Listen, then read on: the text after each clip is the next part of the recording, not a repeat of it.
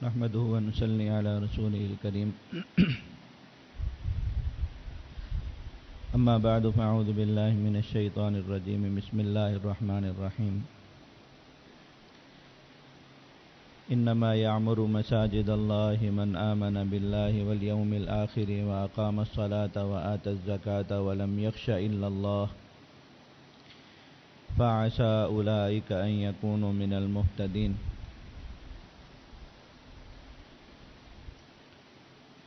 وعن جابر بن عبد الله رضي الله تعالى عنه قال قال رسول الله صلى الله عليه وسلم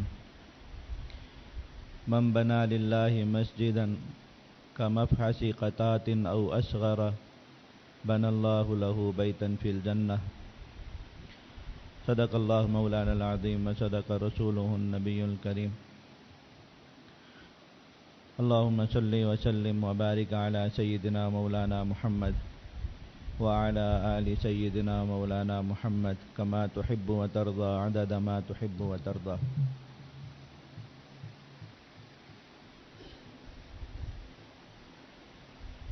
اللہ رب العزت نے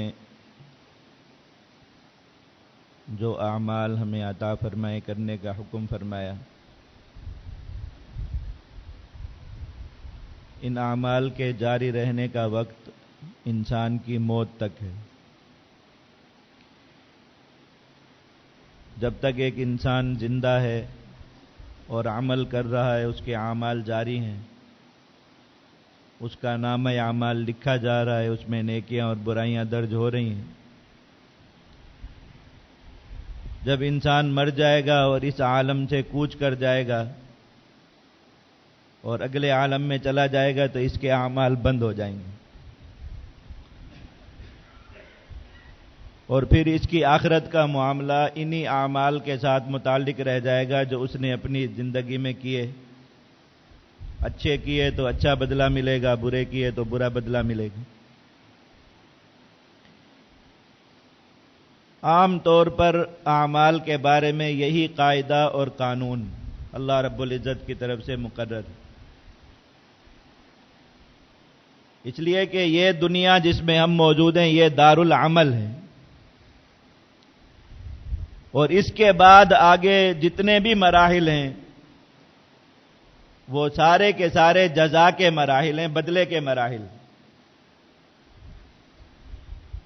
انسان دنیا میں رہ کر جو بھی اعمال کرتا ہے اس دار العمل میں،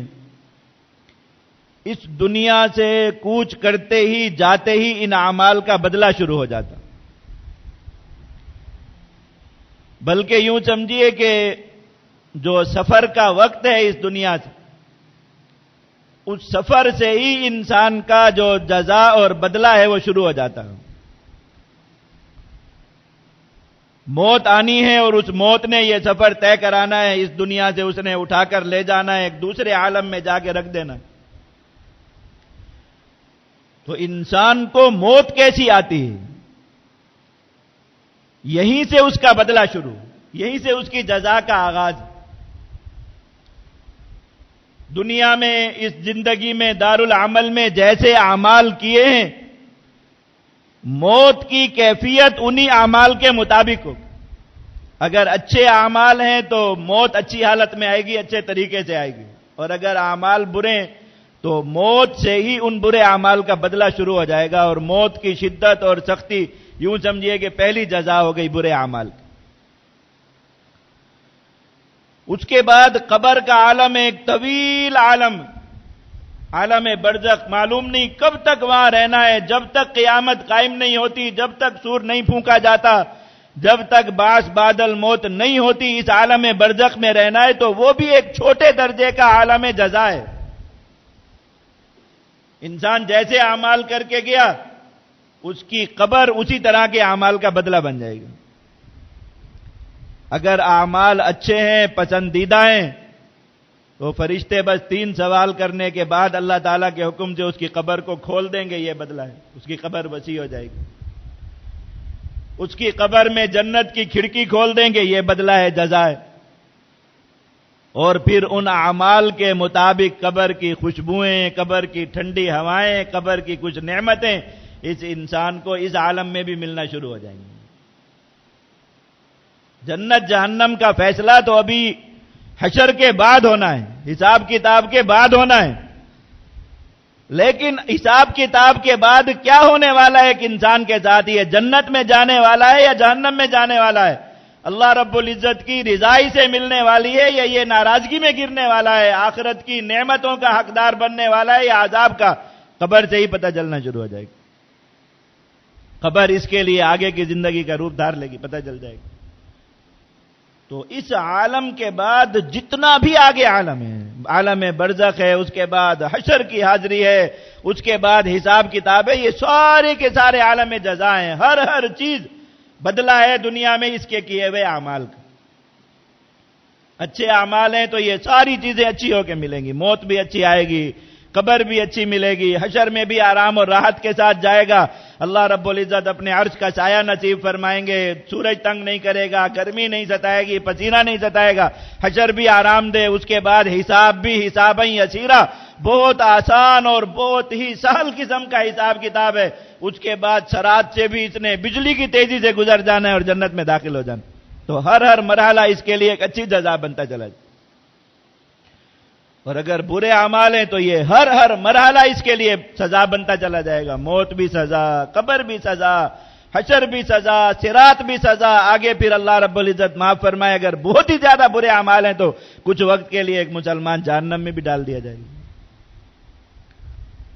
تو فرمایا کہ یہ دار العمل ہے، اعمال یہاں پر ہیں اور اس کے بعد آگے جزا شروع ہے تو اعمال کا دفتر بند ہو جاتا، لیکن کچھ اعمال اللہ رب العزت کے ہاں ایسے بلند مقام اور مرتبے والے ہیں کہ اللہ رب العزت نے ان کا قاعدہ اور قانون الگ بنا دیا، ان کے لیے ضابطہ اللہ رب العزت نے الگ مقرر فرما دیا کہ ایک انسان دنیا سے چلا گیا، اس دنیا سے اس کا رشتہ کٹ گیا، دار العمل سے اس کا تعلق منقطع ہو گیا، اب چاہیے یہ کہ جب دار العمل میں نہیں ہے تو عمل بھی بند ہو جائے، لیکن اللہ رب العزت اگلے عالم میں بھیج دیتے ہیں اور دنیا میں اس کے اعمال بھی جاری ہیں۔ نامہ اعمال ایسے لکھا جا رہا ہے جیسے آدمی زندہ ہے، دنیا میں پھر رہا ہے، اللہ رب العزت کی عبادت کر رہا ہے، نیکیاں کر رہا ہے، وہ فرشتے جو اس کی زندگی تک اور اس کی سانس چلنے تک، موت آنے تک اس کے اعمال لکھنے پر مامور تھے، عام انسانوں کے ہاں ان کی چھٹی ہو گئی جب وہ انسان مر گیا، اس کے فرشتوں کی چھٹی نہیں ہے، اللہ رب العزت کی طرف سے وہ بیٹھے ہیں، اپنی ڈیوٹی پر ہیں، اور جب تک اللہ رب العزت کا حکم ہے اس کے نیک اعمال لکھتے رہیں۔ وہ جو اعمال انسان کے جانے کے بعد جاری رہنے والے ہیں، ان میں سب سے اول درجے پر جو عمل ہے، سب سے اول درجے پر جو عمل ہے، جو قیامت کی صبح تک جب تک سور نہیں پھونک دیا جاتا منقطع نہیں ہوگا، کہ اس انسان کا وہ عمل لکھا ہی جا رہا ہے، مسلسل لکھا جا رہا ہے، میں وہ اللہ تعالیٰ کے راستے میں جہاد کرنا اور اللہ تعالیٰ کے راستے میں رباط کرنا۔ اللہ کے نبی صلی اللہ علیہ وسلم نے فرمایا فَإِنَّهُ يُنْمَى لَهُ عَمَلُهُ إِلَى يَوْمِ الْقِيَامَةِ، کہ آدمی اللہ رب العزت کی رضا کے لیے جہاد یا رباط کر کے آیا، زندہ واپس آیا تب بھی، اور اللہ کے راستے میں شہید ہو گیا تب بھی، فرمایا دیگر انعامات کے ساتھ من جملہ ایک بڑا انعام یہ بھی ہے کہ اس کا عمل قیامت کی صبح تک لکھا جاتا رہے گا، کبھی بھی منقطع نہیں۔ تو سب سے لمبا جاری رہنے والا عمل تو وہ ہے، سب سے لمبا جاری، کہ اس کا انقطاع ہے ہی نہیں، صرف ختم ہی نہیں ہونا، مسلسل لکھا جا رہا ہے۔ ایک آدمی صدیوں قبر میں، اور کب اس کا حشر قائم ہونا ہے، کب اس نے قبر سے نکلنا ہے، روزانہ وہ فرشتہ لکھتا ہے اس اللہ کے بندے نے آج بھی اللہ کے راستے میں جہاد کیا، اس اللہ کے بندے نے آج بھی اللہ کے راستے میں رباط کی۔ اور پھر اس کے حق میں اگلی بات اس سے بھی بڑی، کہ ایک آدمی کا اپنا صرف عمل لکھا جا رہا ہو نا کہ اس نے یہ کام کیا، میں کہ قیامت کی صبح تک ہر نمازی کی نماز کا اجر، ہر حاجی کے حج کا اجر، ہر ذاکر کے ذکر کا اجر اللہ رب العزت ان کے نامہ اعمال میں لکھواتے، اس لیے کہ اس نے جو عمل کیا وہ ان سارے اعمال کی حفاظت اور بقا کے لیے تھا۔ جب تک دنیا میں یہ اعمال باقی ہے زمین پر ہو رہے، تو اس کا چونکہ مقصد باقی ہے، جس مقصد کے لیے اس نے یہ کام کیا تھا، قیامت تک اس کے لیے وہ اجر لکھا جاتا رہے گا۔ تو صرف اپنے عمل کا اجر نہیں، عالم اسلام میں کوئی مسلمان کوئی نیک عمل کر رہا ہے، اللہ کے ان بندوں کے خزانے میں وہ عمل مسلسل روزانہ لکھا جا رہا ہے، ان کو اپنے عمل کا اجر پورا مل رہا ہے اور ان کے نامہ اعمال میں وہ پورا جا رہا ہے۔ تو ایک مستقل الگ موضوع۔ جملہ اس سے پھر نچلے درجے پر اللہ کے نبی صلی اللہ علیہ وسلم نے فرمایا کہ اور اعمال ہیں کچھ، اور ان اعمال کا جاری رہنا وہ یہ ہے کہ جب تک وہ اس عمل کی صورت زمین پر باقی ہے، اس انسان کا نامہ اعمال منقطع نہیں ہے۔ تو ایک روایت میں نبی کریم صلی اللہ علیہ وسلم نے اختصار کے ساتھ 3 اعمال وہ بتائے۔ فرمایا کہ ایک آدمی کوئی صدقہ جاریہ چھوڑ گیا، صدقہ جاریہ ایک ایسا عمل زمین پر یا ایسی چیز چھوڑ گیا جس کا نفع اس کے جانے کے بعد جاری، تو جب تک لوگ اس سے انتفاع کر رہے ہیں تو یہ انسان اگرچہ دنیا میں موجود نہیں ہے، قبر میں اور دارالعمل سے اس کا رشتہ کٹ چکا، لیکن اس کے اس عمل کا ثواب اس کے نامہ اعمال میں اس ایک عمل کا ثواب اس کے نامہ اعمال میں لکھا جا رہا ہے۔ کوئی بھی ایسی صورت کوئی ایسی چیز جو چھوڑ گیا جس سے لوگ اس کے بعد فائدہ اٹھا رہے ہیں۔ میں او علم ينتفع بھی، ایسا علم لوگوں کو سکھا گیا، ایسا علم دنیا میں ترک کر گیا جس سے لوگ اس کے جانے کے بعد نفع اٹھا رہے ہیں، تو جب تک اس کے علم سے فائدہ اٹھایا جاتا رہے گا اس وقت تک اس کا نامہ اعمال بڑھتا رہے گا۔ ایک آدمی نے صدیوں پہلے کتاب لکھی، صدیوں پہلے کتاب، آج تک وہ کتاب پڑھی جا رہی ہے، آج تک لوگ اس کتاب سے فائدہ اٹھا رہے ہیں، آج تک اس کتاب سے علم دنیا میں پھیل رہا ہے، تو اس انسان کو دنیا سے گزرے ہوئے صدیاں ہو گئی، دارالعمل سے اس کا رشتہ کٹے ہوئے، لیکن آج بھی اس کے لیے نامہ اعمال میں وہ عمل ایسے لکھا جا رہا ہے جیسے آج اس نے یہ کام کیا۔ اور تیسری چیز فرمایا کہ نیک اولاد چھوڑ جائے اور وہ اس کے لیے دعا کرتی رہے، تو جب تک نیک اولاد ہے جن کی اچھی تربیت کر کے گیا، اب اس کی تربیت کی وجہ سے اولاد نیک اعمال کر رہی ہے اور ان اعمال کی وجہ سے اپنے والدین کو دعا دے رہی ہے، تو اللہ رب العزت ان والدین کا دنیا سے دارالعمل سے رشتہ نہیں کاٹتے، ان کے لیے لکھا جا رہا ہے۔ اب یہ جو پہلی صورت بتائی صدقہ جاریہ کوئی انسان چھوڑ گیا زمین پر، ایسی چیز جس سے اس کے جانے کے بعد بھی انسان نفع اٹھا رہے ہیں۔ اللہ کے نبی صلی اللہ علیہ وسلم دوسری روایت میں وہ صدقات جاریہ بھی بتا دیے کہ وہ کون کون سے، تو ان میں سب سے بہترین صدقہ جاریہ جو کوئی انسان زمین پر چھوڑ گیا اور اس کے جانے کے بعد اس صدقہ جاریہ سے فائدہ اٹھایا جا رہا ہے اور اس کے نامہ اعمال میں اس کی نیکی درج ہو رہی ہے، وہ سب سے بہترین جو صدقہ جاریہ زمین پر کسی انسان کا ہے وہ یہ کہ اللہ رب العزت کی کوئی مسجد تعمیر کر گیا کوئی انسان، اللہ تعالیٰ کی رضا کے لیے مسجد بنائی جس میں لوگ نماز پڑھتے ہیں۔ اب آپ دیکھیے صدقہ جاریہ کی اور کوئی بھی صورت ہو، اللہ کے نبی صلی اللہ علیہ وسلم نے فرمایا صدقہ جاریہ کی صورتیں بتائیں، فرمایا کسی آدمی نے اجرا نہرن، کوئی نہر کھود کے جاری کر دی، اب اس سے پانی بہتا ہے، لوگوں تک جاتا ہے، لوگ اس سے فائدہ اٹھاتے ہیں، یہ بھی صدقہ جاریہ کی ایک شکل۔ او حفر بئرن، یا کنواں کھود دیا، یہ بھی صدقہ جاریہ کی ایک شکل ہے، لوگ اس کنویں سے پانی حاصل کرتے ہیں، خود پیتے ہیں، جانوروں کو پلاتے ہیں۔ او غرس نخلن، درخت لگا دیا، اس درخت کے سائے میں لوگ بیٹھتے ہیں، اس درخت پر پرندے بیٹھتے ہیں، اس درخت پر اگر پھل لگتا ہے لوگ اس کو کھاتے ہیں، مختلف طریقوں سے اس سے نفع اٹھاتے ہیں، فائدہ اٹھاتے ہیں، اس کو اس کا اجر ملتا ہے، ثواب ہوتا ہے۔ لیکن دیکھیے کہ لوگ یہ جو نفع اٹھا رہے ہیں، کوئی کسی جگہ سے پانی پی رہا ہے، کوئی کسی درخت کا پھل کھا رہا ہے، کوئی بھی دوسری صورت اختیار کر رہے، تو وہ عمل جو اس کے صدقہ جاریہ پر ہو رہا ہے وہ خود عبادت نہیں، تو اس کے حق میں تو وہ عبادت ہے کہ اس کی وجہ سے اللہ کے بندوں کو پانی ملا، اللہ کے بندوں کو پانی پلانا جیسے اس کی زندگی میں عبادت تھا، اور یہ زندگی میں اگر کسی کو پانی پلاتا فرشتے اس کے نامہ اعمال میں نیکی لکھتے، یہ دنیا سے چلا گیا اور وہ چھوڑا وہ پانی لوگ پی رہے ہیں، تو وہ پانی پلانے کی ایک نفل عبادت ہے جو اس سے ادا ہو رہی ہے، اس کا نامہ اعمال، اس کے اعمال کا ثواب اس کے نامہ اعمال میں لکھا جا رہا ہے، ایسے ہی سارے سایہ فراہم ہو رہا ہے وہ۔ لیکن میں مسجد بنائی تو مسجد میں کیا ہو رہا ہے؟ اللہ رب العزت کا وہ فریضہ ادا ہو رہا ہے جو انسانوں کے لیے سب سے موقت فریضہ، اللہ رب العزت جو مسلمانوں کے لیے سب سے بڑی ذمہ داری اللہ رب العزت کی طرف سے، وہ حکم جس کی اللہ رب العزت نے سب سے زیادہ شدت کے ساتھ مسلمانوں کو تاکید فرمائی، وہ فریضہ جو سب سے زیادہ جس کی تکرار مسلمانوں پر ہے کہ دن میں 5 بار انہیں اللہ رب العزت کے حضور اپنے ایمان کی نشانی کے طور پر، علامت کے طور پر اللہ رب العزت کے حضور جا کے سجدہ کرنا ہے۔ اب ایک آدمی مسجد بنا گیا تو اس مسجد سے لوگوں کو جو فائدہ پہنچ رہا ہے، وہ فائدہ بھی کس شکل میں پہنچ رہا ہے کہ لوگ عبادت کر رہے ہیں اللہ رب العزت۔ اب دیکھو، ایک تو اس مسجد کے بنانے کا اجر و ثواب، اور پھر اس مسجد میں جتنے بھی نیک اعمال ہو رہے ہیں، جتنے بھی نیک اعمال ہو رہے ہیں، کوئی فرض نماز پڑھ رہا ہے تو اس کی اپنی نماز کا اجر تو پورا اس نمازی کے لیے، اس کے اجر و ثواب میں کوئی کمی نہیں ہوگی، لیکن اسی نماز کا ثواب جو ہے وہ مسجد بنانے والے کے نامہ اعمال میں بھی۔ کوئی نوافل ادا کر رہا ہے تو نوافل کا ثواب نامہ اعمال میں، کوئی اس مسجد میں بیٹھ کر اللہ رب العزت کے قرآن کی تلاوت کر رہا ہے تو اس تلاوت کا ثواب جو ہے وہ اس کے مسجد بنانے والے کے بھی نامہ اعمال میں، کوئی اس مسجد میں بیٹھ کے اللہ رب العزت کا ذکر کر رہا ہے، اللہ رب العزت کے اس ذکر کا اجر و ثواب بھی مسجد بنانے والے کے نامہ اعمال میں۔ تو اس کے نامہ اعمال میں اب جو چیز جا رہی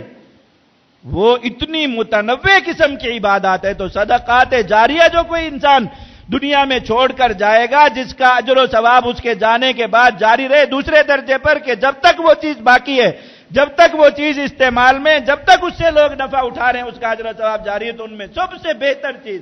اللہ رب العزت کے لیے مسجد بنانا، اور خود مسجد بنانا کہ اللہ رب العزت کی خاطر مسجد کی تعمیر میں حصہ لیا جائے، مسجد بنانے کی فکر کی جائے، مسجد کو آباد کرنے کی فکر کی جائے۔ اللہ رب العزت پر کے ساتھ، اللہ رب العزت پر ایمان کی علامت اور نشانی کے طور پر اللہ رب العزت نے قرآن مجید میں اس کو مقرر فرمایا۔ وَإِنَّمَا يَعْمُرُ مَسَاجِدَ اللَّهِ مَنْ آمَنَ بِاللَّهِ وَالْيَوْمِ الْآخِرِ، جو شخص مسجد کی عمارت کی فکر کرے گا، مسجد کی آبادی کی فکر کرے گا، تعمیر کا معنی ہے آبادی، اب اس میں مسجد بنانا، اس میں مسجد میں آ کے اللہ رب العزت کی عبادت کرنا، مسجد کو اعمال کے نور سے منور رکھنا، مسجد کی خدمت کرنا، مسجد میں اللہ رب العزت کی جو ناپسندیدہ امور ہیں ان سے بچنا، اللہ رب العزت کی نافرمانی سے، اللہ رب العزت کو ناراض کرنے والے کاموں سے پرہیز کرنا، یہ ساری چیزیں فرمایا کہ جو آدمی مسجد کی آبادی کی فکر کرتا ہے، یاد رکھو وہ ہے جو اللہ اور اس کے رسول پر ایمان رکھتا ہے، نہیں اس کے ایمان کی سچائی کی گواہی ہے یہ چیز، ایک آدمی مسجد کی فکر کرتا ہے۔ اللہ کے نبی صلی اللہ علیہ وسلم نے فرمایا کہ جب کسی ایسے آدمی کو دیکھو جو مسجد کی آبادی کی فکر کرتا ہے، فَاشْهَدُوا لَهُ بِالْإِيمَانِ، گواہی دو کہ مومن بندہ، گواہی دو مومن بندہ، اس لیے کہ جس کا اللہ پر ایمان نہیں سچا، اللہ رب العزت کے ساتھ محبت والا ایمان جس انسان کو نصیب نہیں ہے، مسجد کی آبادی کی فکر وہ نہیں کرے گا،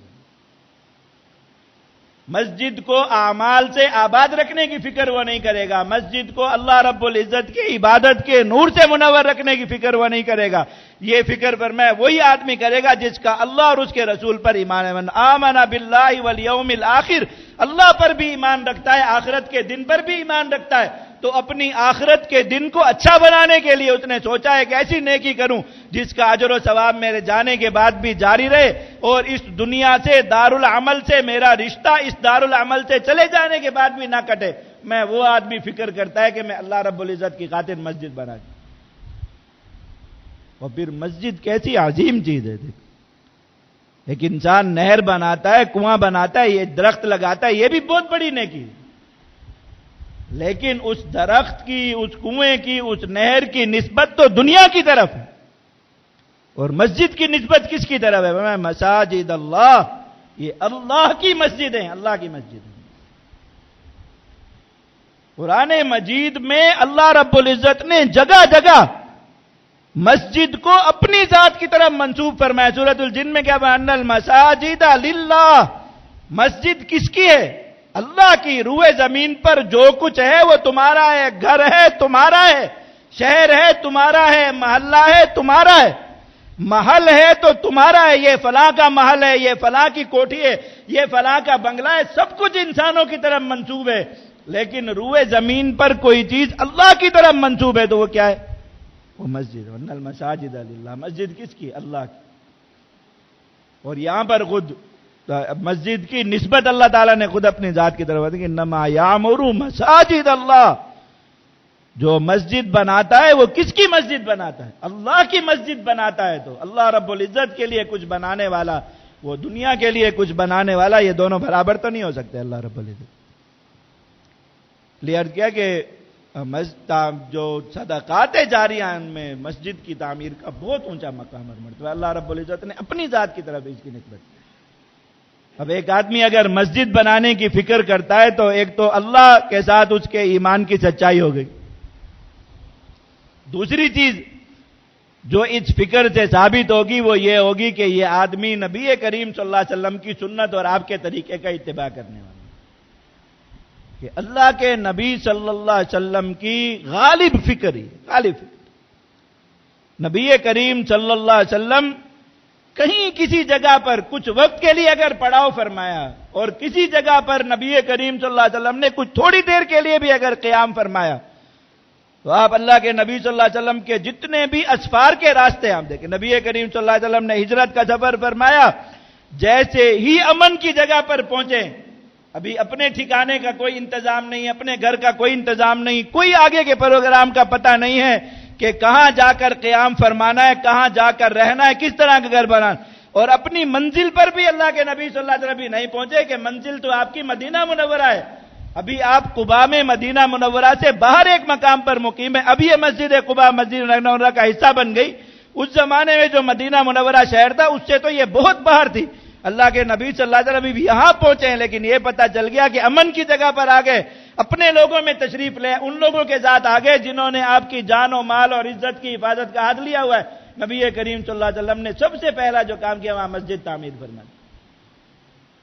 مسجد قباء اللہ کے نبی صلی اللہ علیہ وسلم، حالانکہ قباء میں صرف 3 دن کا قیام ہے نبی کریم صلی اللہ علیہ وسلم اور عارضی قیام. پھر مدینہ منورہ آپ تشریف لائیں تو ابھی خود اپنے رہنے کی جگہ کا انتظام نہیں ہوا. حضرت ابو ایوب انصاری رضی اللہ عنہ کے گھر میں بطور مہمان کے مقیم، بطور مہمان کے، اور ہر طرف سے دعوتیں.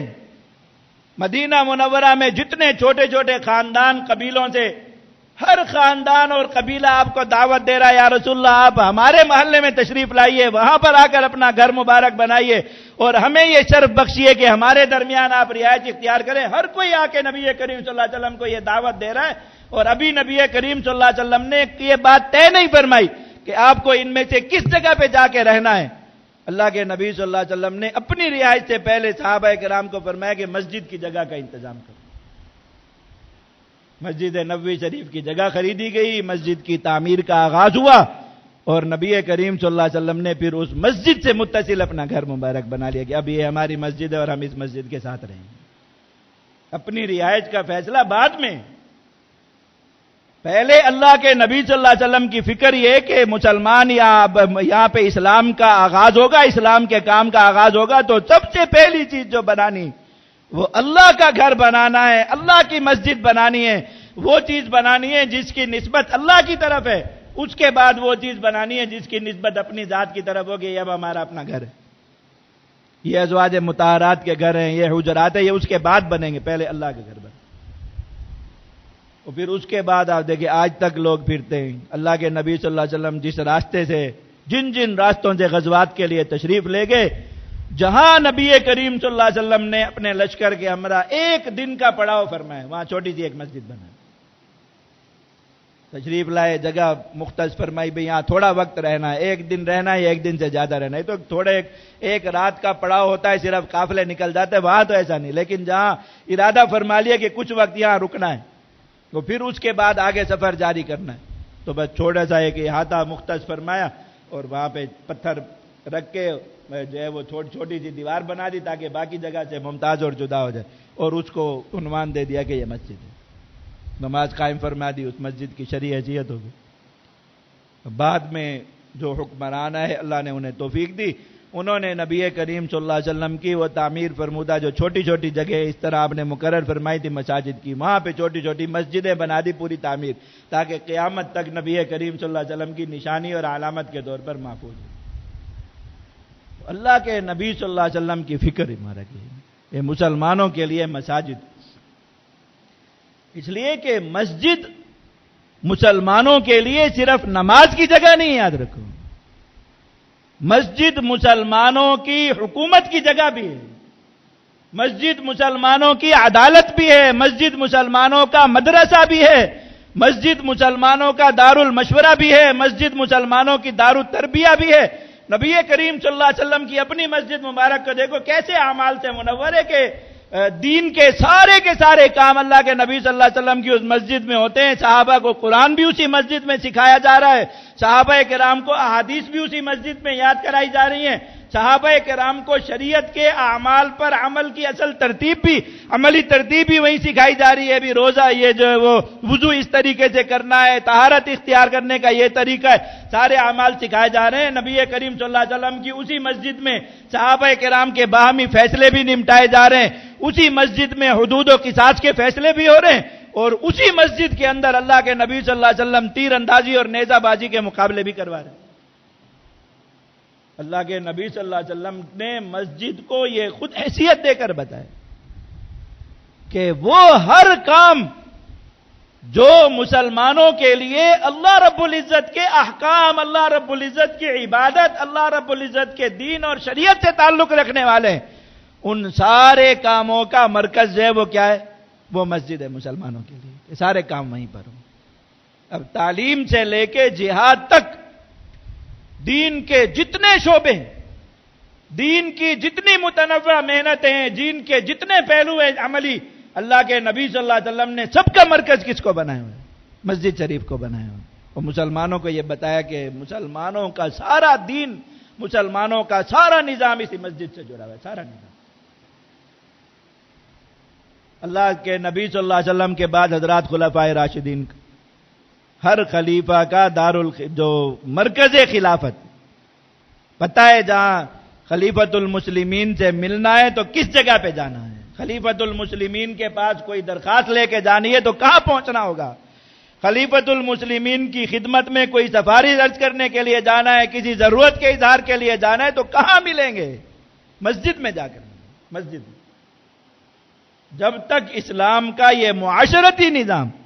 اسلام کا عدالتی نظام، اسلام کا حکومتی نظام مسجد سے جڑا ہوا ہے، کتنا پاک اور صاف، یہ مسجد سے نکالا کیوں گیا؟ مسجد سے جدا کیوں کیا گیا؟ بے ایمانیاں کرنی تھیں، چوریاں کرنی تھیں، دھوکے دینے تھے، فراڈ کرنے تھے، کرپشن کرنی تھی، شرم آتی تھی کہ اللہ گھر میں بیٹھ کیسے کرے، اس لیے عدالت بھی مسجد سے نکال دی، اس لیے حکمران بھی مسجد سے اٹھ گیا، اس لیے جو ہے وہ پولیس بھی مسجد سے جو ہے وہ الگ ہو گئی، بھی اس کا مرکز بھی الگ ہے، ورنہ یہ سب کچھ مسجد میں تھا، سب کچھ۔ کہ اللہ کا گھر ہے، اللہ کا بندہ اللہ کے گھر میں بیٹھا ہوگا، کچھ تو شرم کرے گا، کچھ تو حیا کرے گا، ظلم سے بچے گا، جھوٹ سے بچے گا، دھوکے سے بچے گا، ان سب چیزوں سے بچے گا، اس لیے ان ساری چیزوں کو مسجد میں سمیٹ دیا گیا۔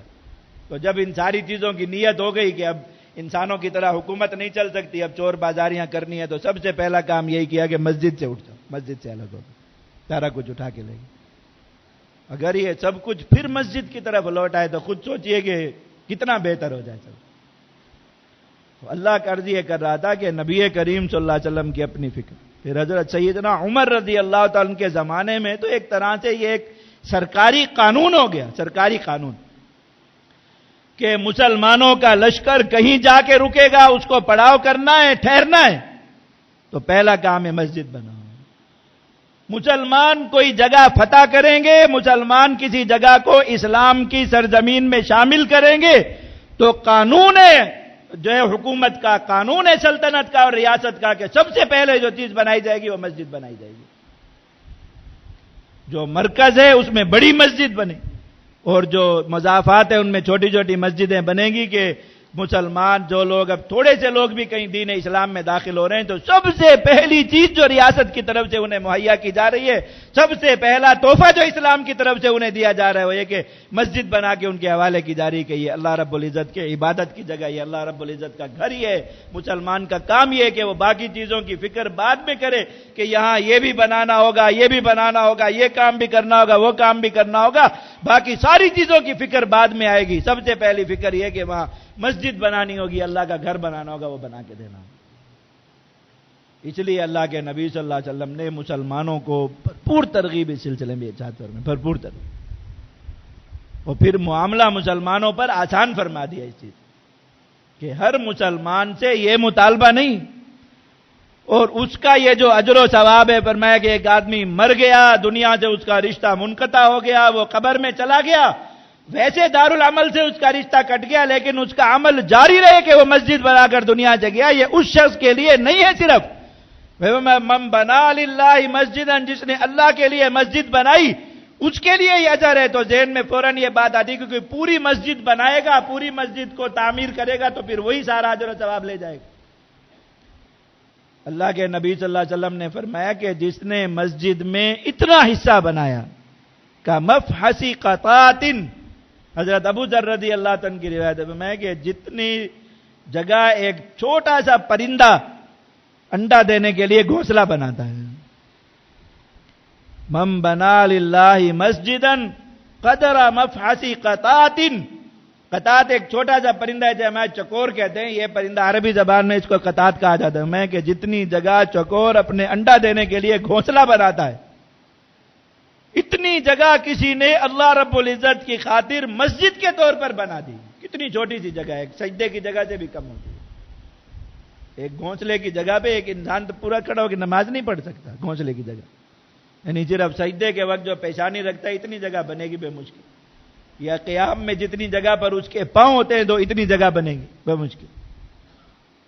تو فرمایا کہ اللہ رب العزت اس کے لیے بھی جنت کا گھر بنا دیں گے، یعنی وہ بھی مسجد بنانے والوں میں شمار ہوگا، اس نے اللہ کے لیے مسجد بنائی ہے، اور پھر اس کے لیے بھی یہی اجر و ثواب کہ ابھی آدمی دنیا سے چلا گیا، مرنے کے بعد یہ قبر میں اور اس کا نامہ اعمال جاری ہے، اس کے لیے اجر و ثواب لکھا جا رہا ہے۔ اس مسجد میں جب تک نماز پڑھی جا رہی ہے، اس مسجد میں جب تک اللہ کا ذکر کیا جا رہا ہے، اس مسجد میں جب تک تلاوت کی جا رہی ہے، اس مسجد میں جب تک شریعت کے احکام پر عمل کیا جا رہا ہے، اس مسجد میں جب تک تعلیم جاری ہے، اللہ رب العزت کی بات اس مسجد سے ہو رہی ہے، واعظ و نصیحت اس مسجد سے ہو رہی ہے، جو اعمال اس مسجد سے ہو رہے ہیں، مسجد بنانے والا اپنی قبر میں پڑا ان اعمال کے مزے لوٹ رہا ہے کہ جیسے دنیا میں ابھی زندہ ہے اور اعمال کر رہا ہے، دنیا زندہ ہے اور اعمال کر رہا ہے۔ اور پھر فرمایا کہ اتنی جگہ بھی نہیں۔ حضرت جابر ابن عبداللہ رضی اللہ عنہ کی روایت ہے، نبی کریم صلی اللہ علیہ وسلم نے فرمایا کہ من بنا مسجدا کمفحص قطات او اصغر، جس شخص نے مسجد کی تعمیر میں اتنا حصہ شامل کیا جس میں گھونسلے جتنی جگہ بھی نہیں بنتی بلکہ اس سے بھی چھوٹی جگہ بن سکتی ہے، او اصغر، اس سے بھی بہت چھوٹی جگہ بن سکتی ہے، اللہ رب العزت کی طرف سے اس کے لیے بھی اسی اجر و ثواب کا وعدہ۔ اللہ رب العزت نے نبی کریم صلی اللہ علیہ وسلم کے واسطے جو امت پر کتنی وسعت فرما دی، کتنی وسعت۔ اب مسجد بنانا، پہلے ایک عمومی بات آئی کہ جان مسجد بنائے اس کو یہ اجر و ثواب ملے گا۔ اب مسلمانوں کے دلوں میں یہی بات آ گئی کہ یہ تو پھر صرف مالدار لوگوں کے لیے، جو جن کے پاس اللہ رب العزت نے جن کو اتنی دولت دی ہو، حضرت عثمان غنی رضی اللہ تعالیٰ عنہ جیسے مالداروں، مسجد کی جگہ بھی خریدیں، مسجد بھی اس پر بنائیں، تو یہ اجر و ثواب تو صرف ان کے لیے ہو گیا۔ اللہ کے نبی صلی اللہ علیہ وسلم نے اللہ کے حکم سے اس میں اور تخفیف فرما دی، میں تم مسجد میں ایک پرندے کے گھونسلے جتنی جگہ بنا دو پھر بھی تمہارے لیے اجر ہے، اتنا بھی نہیں ہو سکتا ہو اصغر، اس سے بھی چھوٹی جگہ کا حصہ مسجد میں شامل کر دو، اللہ رب العزت کی طرف سے تمہارے لیے پھر بھی یہی اجر و ثواب ہے۔ ایک عقل مندی کی بات ہے نا کہ ایک انسان کی اپنی نمازیں اس کو پتہ ہے کہ میرے لیے کافی نہیں ہو سکتی، میری بخشش کے لیے پوری نہیں ہو سکتی میرے لیے، تو اب اس نے سمجھداری کا کام کیا کہ دوسروں کی نمازیں بھی ساتھ شامل کر لیں۔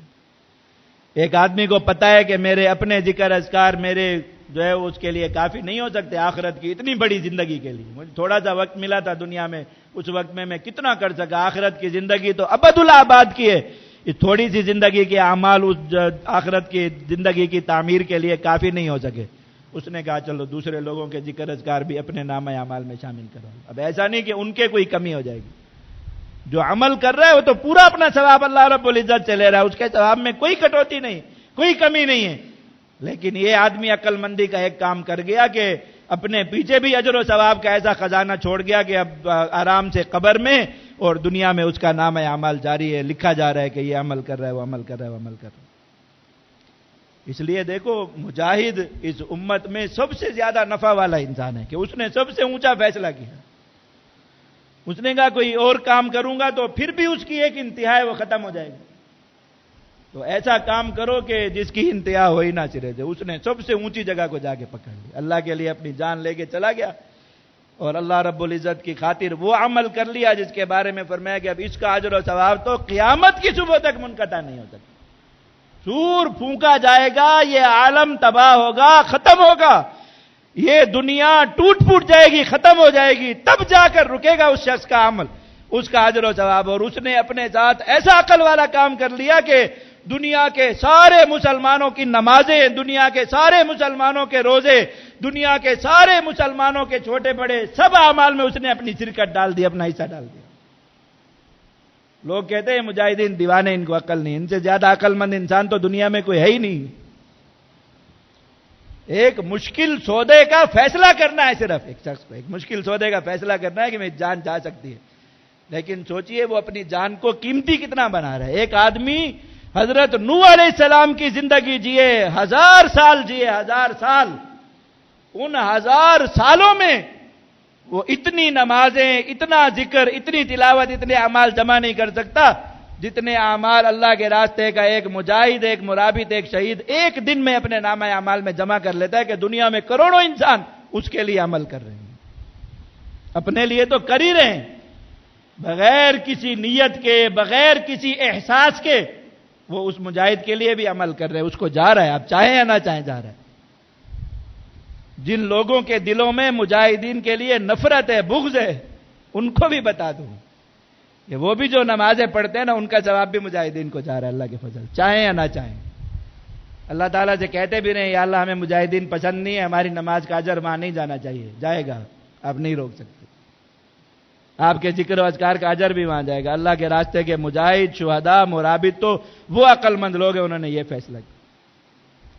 اس کے بعد اسی طرح مسجد بنانے والا آدمی اتنا عقل مندی کا کام کر گیا, عقل مندی. جس شخص نے, آپ اس مسجد میں بیٹھے ہیں, یہ مسجد جس نے بنائی ہے اس میں حصہ ڈالا ہے, اب اتنے لوگ نماز پڑھ رہے ہیں جمعے کی, آپ کو پتہ بھی نہیں ہے کہ وہ کون ہے, آپ کو اس شخص کا نام نہیں پتا, آپ کو اس شخص کی شناخت کا نہیں پتا وہ کون ہے. آپ جمعہ کی نماز پڑھنے آئے, آپ اتنی دیر مسجد میں اعتکاف کی نیت سے بیٹھے, آپ کے نامہ اعمال میں جتنا ثواب لکھا جا رہا ہے اس نام معلوم بندے کے نامہ اعمال میں بھی وہ جا رہا ہے. آپ چاہیں نہ چاہیں, آپ نیت کریں یا نہ کریں.